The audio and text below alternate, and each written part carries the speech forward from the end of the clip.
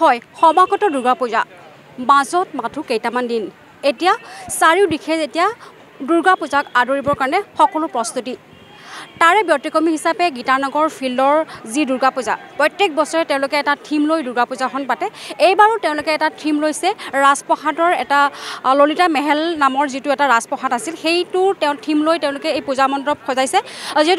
যিহেতুকৈ ইয়াতে পূজা কাৰ্যকৰ্তাসকল আছে যিহেতুকৈ আমি তেওঁলোকৰ যি কমিটিৰ যিসকল ব্যক্তি আছে আমি তেওঁলোকৰ মন্তব্যলৈ প্ৰায় 70% কাম সম্পূৰ্ণ হৈছে কিন্তু বতৰৰ কাৰণে কিছু বেঘাত চাগৈ আহি আছে সেইটো কাৰণে নাজানো আৰু কিমান কেতিয়ালৈ শেষ হ'ব পৰা যায়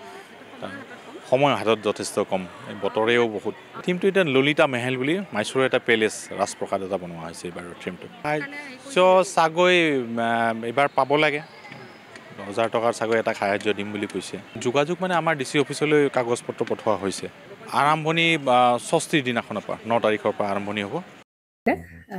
জুবিন গাৰ্গৰ গীতসমূহৰ ওপৰত আধাৰিত গানে কি আনে নামৰ এটা সুন্দৰ অনুষ্ঠান আপোনালোকৰ ওচৰলৈ আহি আছে অতি শীঘ্ৰে অহা 15 আগষ্টৰ পৰা ধেমাজিৰ পৰা প্ৰথম অডিশ্যন আৰম্ভ হ'ব আৰু সেই অডিশ্যনৰ যোগেদি বিভিন্ন কণ্ঠশিল্পীসকলে যিসকলে এই অনুষ্ঠানত যোগদান কৰিব বিচাৰে তেওঁলোকে এই অডিশ্যনৰ যোগেদি আগবাঢ়ি আহক আৰু